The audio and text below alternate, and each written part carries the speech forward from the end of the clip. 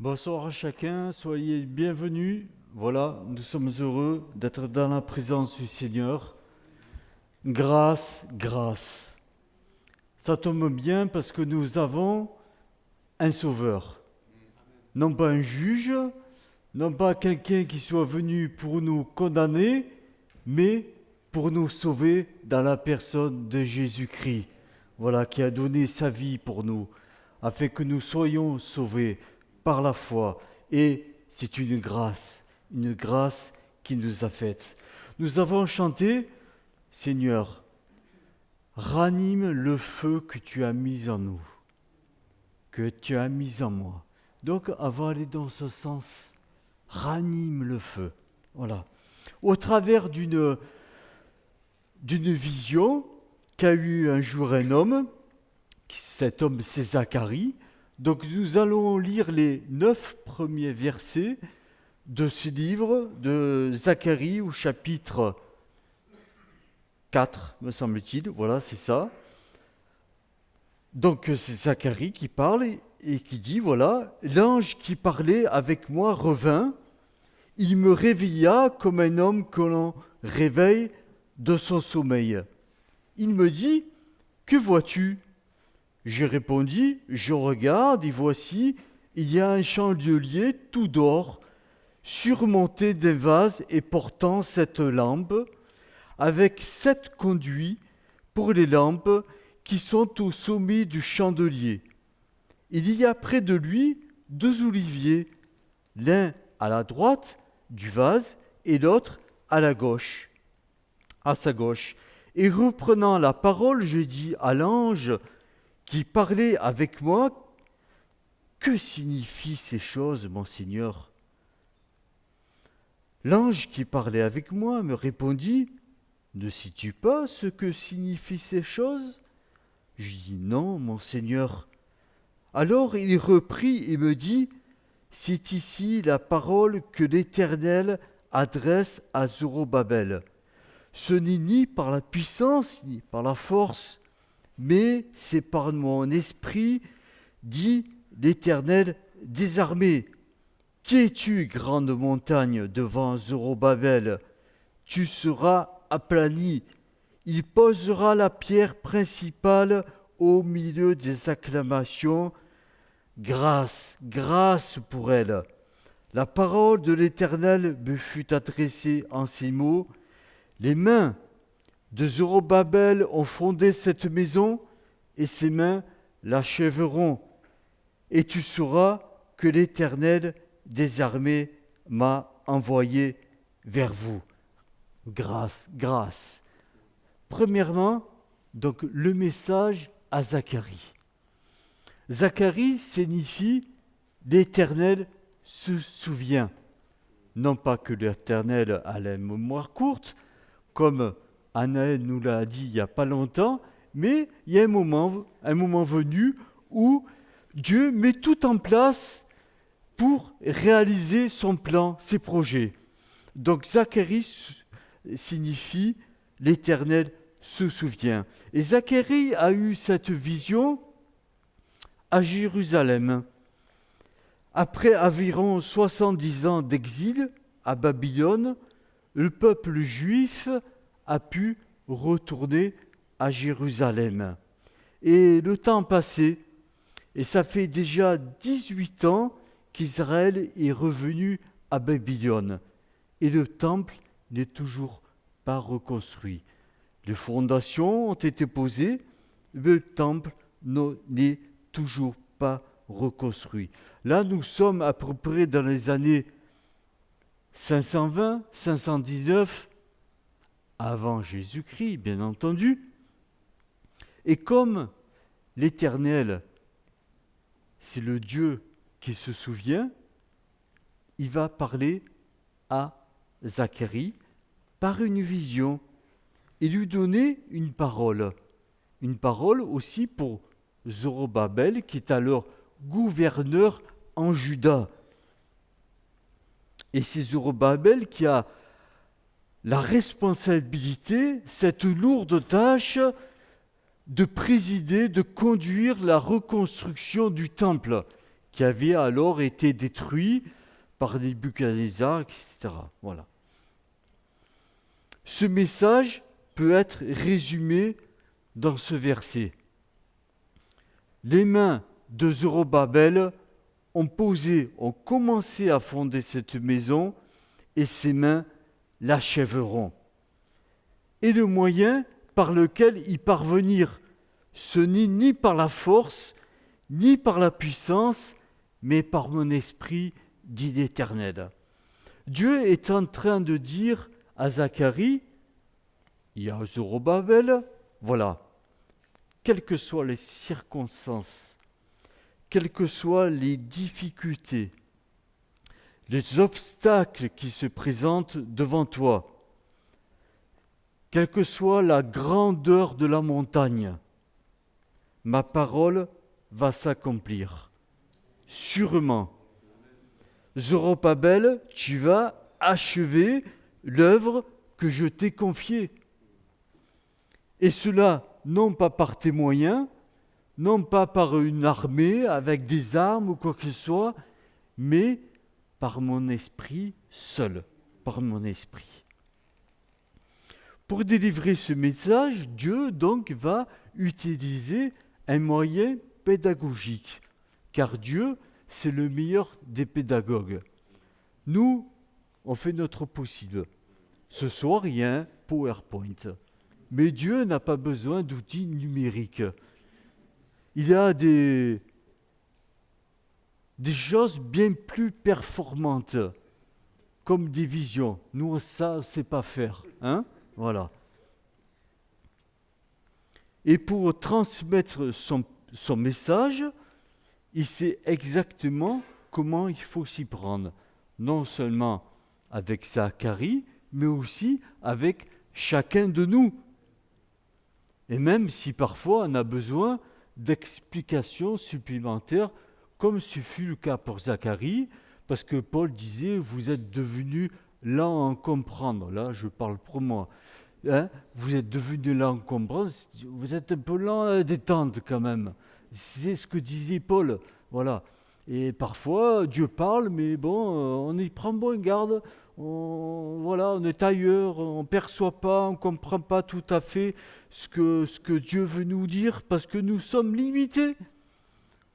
Reprenant la parole, Zacharie 4,4, je dis à l'ange qui parlait avec moi, mais que signifient ces choses, mon Seigneur?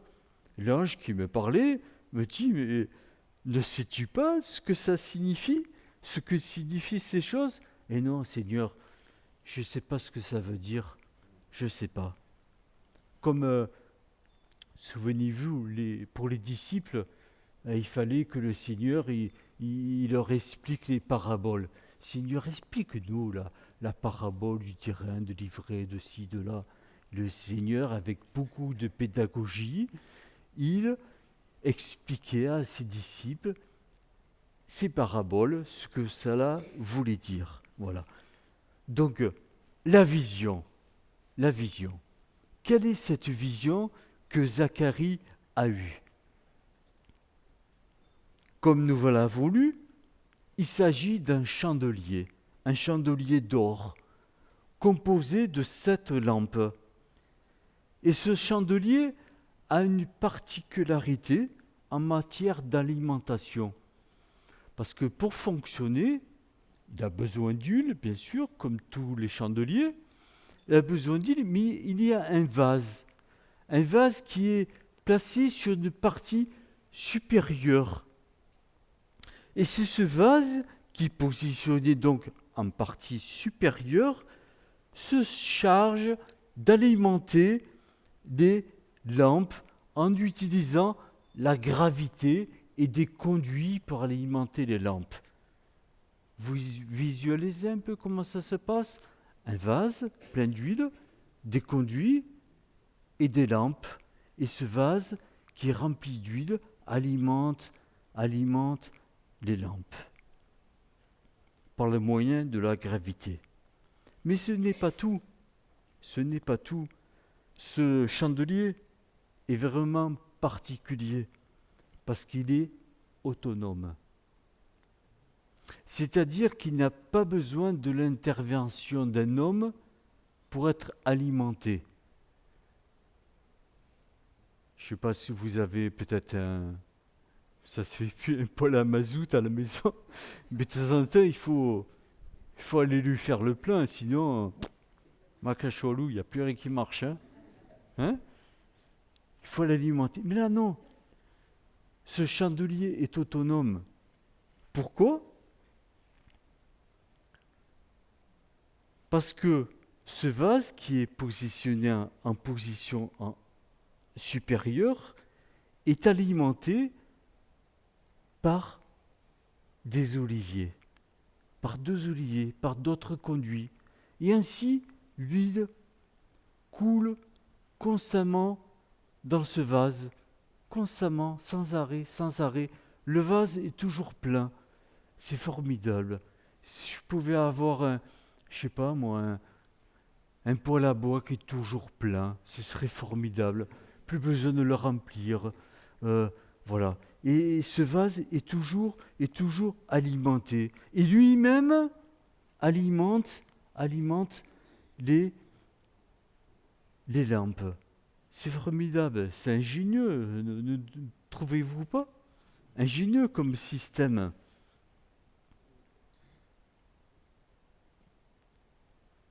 Alors, est-ce qu'il y a un message pour nous aujourd'hui? Est-ce que cette vision, bon ben voilà, Zacharie, il a eu une vision, tant mieux pour lui, ça fait maintenant belle lurette. Est-ce que pour nous, il y a un message à retenir?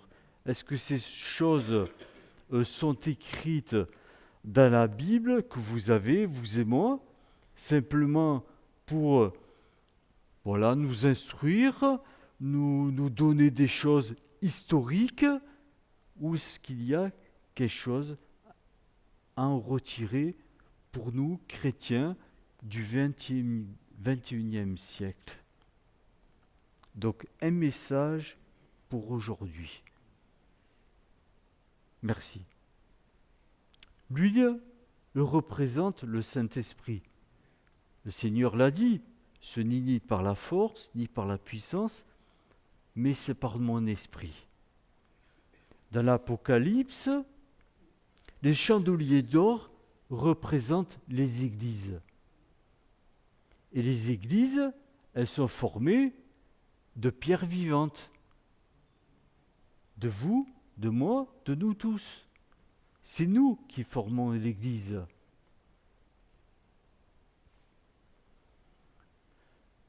Dans le livre des Proverbes, il y a ce verset, faute de bois, le feu s'éteint. Et là, on pourrait dire, faute d'huile, la lampe s'éteint. Et c'est ce qui s'est passé, ou ce qui a failli se passer, dans cette parabole que nous donne le Seigneur au chapitre 25 de l'évangile de Matthieu concernant les 5 vierges. 5 vierges folles. Elles ne s'étaient pas préparées. Leur lampe était sur le point de s'éteindre. Les folles dirent aux sages, « Donnez-nous de votre huile, car nos lampes s'éteignent. » Elles n'étaient pas prêtes pour affronter la nuit qui se présentait devant elles. D'ailleurs, c'était déjà bien avancé, il faisait bien sombre. « Donnez-nous de votre huile, car nos lampes s'éteignent. » Elles ne se sont pas préparées. Elles étaient à court d'huile. Et bien, en lisant cette parabole de Matthieu 25, il s'en dégage un sentiment d'urgence. Un sentiment d'urgence. Celles qui n'étaient pas prêtes n'avaient pas le temps pour elles. C'était trop tard. Plus tard, elles sont venues dire « Seigneur, ouvre-nous !» Mais le plus tard s'est transformé en trop tard. C'était trop tard. Et Paul dit aux Romains, chapitre 13, « La nuit est avancée, le jour approche. » Débarrassons alors, dépouillons-nous des œuvres des ténèbres pour revêtir les armes de la lumière, les regards posés sur Jésus-Christ. Paul nous dit aussi que nous avons été greffés sur la racine nourricière de l'olivier pour profiter justement de cette vie, de cette huile. C'est ce que le Seigneur a fait pour nous.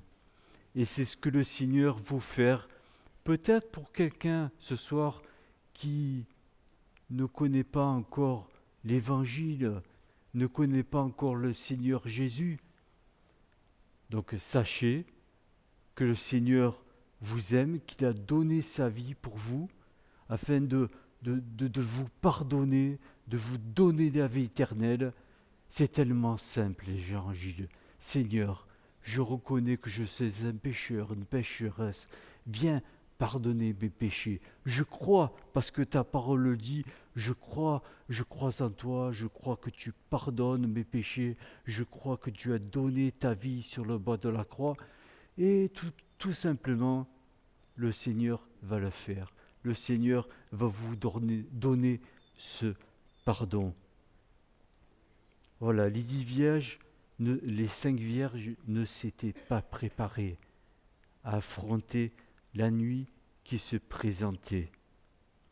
Donc nous avons été greffés sur la racine nourricière de l'olivier. Tite nous dit que Dieu nous a sauvés. Il nous a sauvés par le moyen de la nouvelle naissance et par le renouvellement du Saint-Esprit qu'il a déversé avec abondance sur nous par Jésus-Christ. Dans la vision de Zacharie, ce chandelier, en fait, a 2 parties. Il y a une partie supérieure et une partie inférieure. Une partie supérieure entre l'olivier et le vase, où l'huile coule sans interruption. Le vase est constamment alimenté, il n'y a jamais d'interruption. Et le Seigneur a accompli pour nous la promesse. Non seulement il nous a sauvés, mais en plus il a envoyé son esprit pour être tous les jours avec nous, jusqu'à la fin du monde. Il a répandu en abondance. Ce n'est pas un goutte à goutte, mais une abondance que le Seigneur nous a fait pour nous. Dans l'évangile de Jean, Jésus parle de fleuves d'eau vive. Il ne parle pas de goutte à goutte, il ne parle pas d'un petit filet, mais il parle de fleuves d'eau vive. À la Samaritaine, le Seigneur lui propose de l'eau vive. Ce n'est pas marqué, mais certainement en quantité. Il lui dit encore, l'eau que je lui donnerai deviendra en lui une source d'eau vive qui jaillira dans la vie éternelle. Dans d'autres passages, ce mot jaillir est traduit par bondir. C'est le même mot. Et d'ailleurs, quand Pierre et Jean ont dit à ce boiteux, à l'entrée du temple, « Je n'ai ni or ni argent, mais au nom de Jésus, debout !» Et cet homme, d'un bond, il s'est levé, il s'est mis debout, d'un bond. C'est l'œuvre du Saint-Esprit.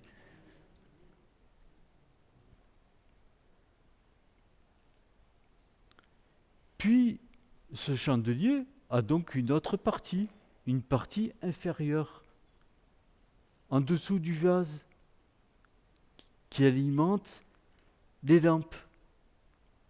Et ces conduits sont de notre responsabilité.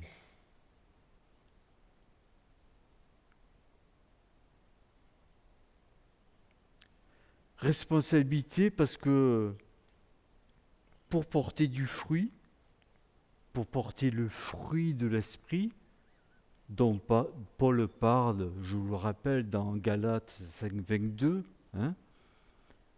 une seule solution, l'Esprit du Seigneur. Une seule solution, rester connecté, rester branché au vase d'alimentation, mais connecté avec un conduit en bon état. Un conduit digne de transporter l'huile d'or, digne de transporter ce que la vie du Saint-Esprit. Un conduit sans rouille, un conduit sans pollution, sans impureté, sans éléments qui pourraient venir obstruer le canal, et que Paul définit comme étant les œuvres de la nature humaine. Pas plus tard que samedi, j'ai ouvert le robinet de la cuisine, un petit filet, tout petit filet, plus pression, plus débit. Alors qu'est-ce que j'ai fait? J'ai démonté sous le robinet le tuyau, j'ai mis une bassine, puis bon, j'ai regardé, il n'y a pas grand-chose. Avec Anne, elle a regardé, si, c'est quand même pas les petits trucs là qui ont fait qu'il n'y a plus de débit, quoi.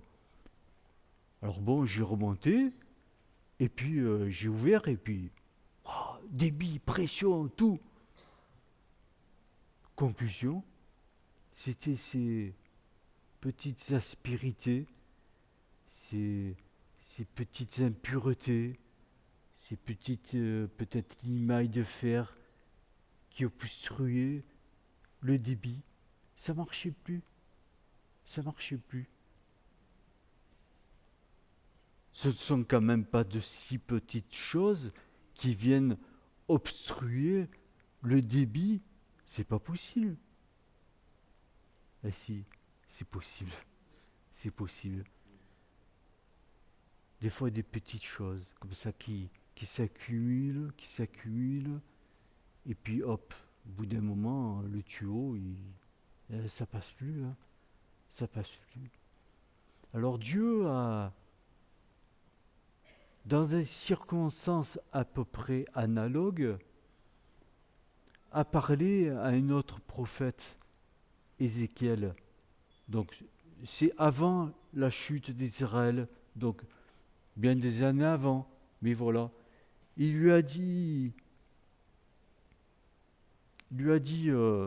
voilà, Jérusalem, c'est un peu comme une marmite, comme une chaudière. Seulement, il y a un problème, c'est qu'elle est pleine de rouille. Elle est pleine de rouille.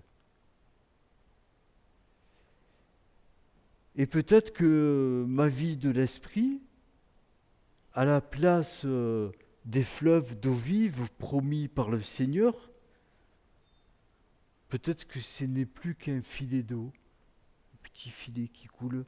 Il n'y a plus de débit, la source est sur le point de tarir et la lampe de s'éteindre. Ce que je qualifie de pas grand-chose empêche néanmoins l'eau de jaillir. Ce n'est pas que la promesse du Seigneur soit caduque, pas du tout. Mais voilà, quand je travaillais au canal de Provence, il y a des moments où on arrêtait des tronçons du canal, on le mettait hors d'eau, et là, on nettoyait le canal, la boue, la vase, les animaux morts, les algues, tout. avant de remettre l'eau, parce que bon, il n'y avait plus de débit, c'est un peu pareil. Voilà. Et pour en revenir à cet exemple d'Ézéchiel, où Dieu lui dit, voilà, Jérusalem, c'est comme une marmite, mais qui est pleine de rouille. Pleine de rouille, elle est devenue inutile parce que inutilisable. Elle est souillée, la rouille représentait la souillure, toutes ces impuretés. Et Dieu va donner cette parole à Ézéchiel. Voilà, les efforts sont inutiles. La rouille dont elle est pleine ne se détache pas. La rouille ne s'en ira que par le feu. Que par le feu.